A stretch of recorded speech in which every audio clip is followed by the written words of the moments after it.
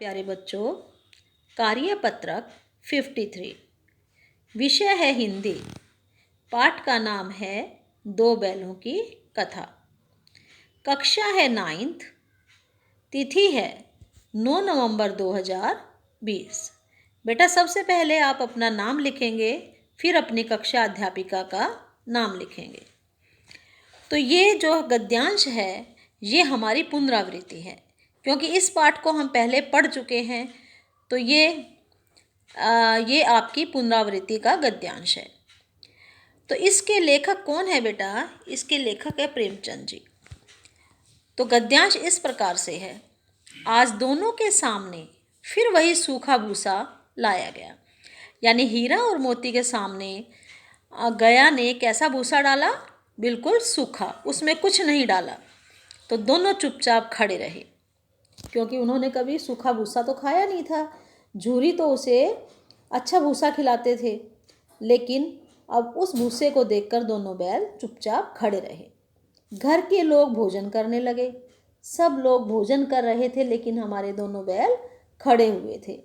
उस वक्त छोटी सी लड़की 2 रोटियां लिए निकली। तो गया के घर में एक लड़की थी, छोटी लड़की। उन्होंने देखा कि जो बैल हैं वो काफ़ी दुखी हैं, तो वो छिपा कर 2 रोटियां ले आई और दोनों के मुंह में देकर चली गई। कि 2 रोटियों को एक एक रोटी दोनों बैलों के मुंह में उसने डाल दी और देकर वो चली गई। उस एक रोटी से इनकी भूख तो क्या शांत होती, पर दोनों के हृदय को मानो भोजन मिल गया। कि देखो बेटा, बैल कितने बड़े होते हैं, एक रोटी से तो उनका पेट नहीं भरेगा, लेकिन जो बच्ची उन्हें इतने प्यार से एक एक रोटी खिलाकर गई थी, तो उनका हृदय बड़ा खुश हो गया।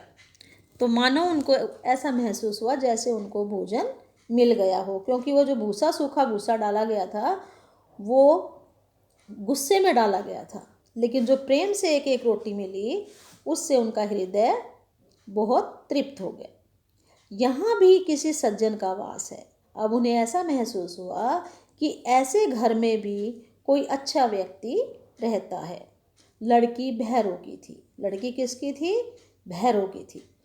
उसकी माँ मर चुकी थी। लड़की की माँ मर चुकी थी। सौतेली माँ उसे मारती रहती थी।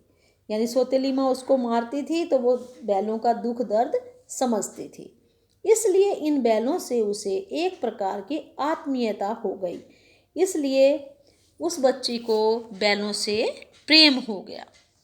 तो बेटा ये आपका छोटा सा गद्यांश था। अब कुछ 5 प्रश्न उत्तर हैं आपके, जो इस प्रकार से हैं। प्रश्न नंबर 1, दोनों बैलों को कैसा भोजन दिया गया? उत्तर है आपका, दोनों बैलों को फिर वही सूखा भोजन दोनों बैलों को फिर वही सूखा भूसा दिया गया। तो बेटा यहाँ बहनों लिखा है, इस बहनों को काट कर आप बैलों कर लेना। तो दोनों बैलों को कैसा भूसा दिया गया? सूखा भूसा दिया गया। प्रश्न नंबर 2, बैलों को रोटियां किसने खिलाई?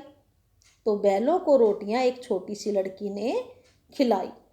प्रश्न नंबर 3, उस एक रोटी से इनकी भूख तो क्या शांत होती, पर दोनों के हृदय को मानो भोजन मिल गया। इस वाक्य का हमें आशय स्पष्ट करना है। उत्तर है, इस वाक्य का भाव यह है कि प्रेम और मोह से दोनों बैल तृप्त हो गए। दोनों बैल क्या हो गए? तृप्त हो गए। जितना आवश्यक पेट के लिए भोजन होता है, उतना ही आवश्यक हृदय के लिए प्रेम होता है।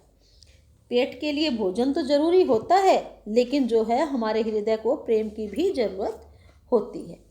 प्रश्न नंबर 4, छोटी लड़की के पिता का क्या नाम था? उत्तर है, छोटी लड़की के पिता का नाम भैरव था। प्रश्न नंबर 5, लड़की को बैलों से आत्मीयता क्यों थी? उत्तर है आपका, छोटी लड़की की माँ मर चुकी थी और सौतेली माँ उसे मारती रहती थी, इसलिए उसे बैलों से आत्मीयता थी, क्योंकि ये जानवर प्रेम का महत्व समझते हैं। तो बेटा ये आपके यहाँ पर प्रश्न उत्तर समाप्त हो गए। तो अब कोविड-19 के चलते आप सबको समय समय पर हाथ धोना है और मास्क लगाना है, और ज़रूरत हो तभी घर से बाहर निकलना है। 2 गज दूरी का पालन करना है।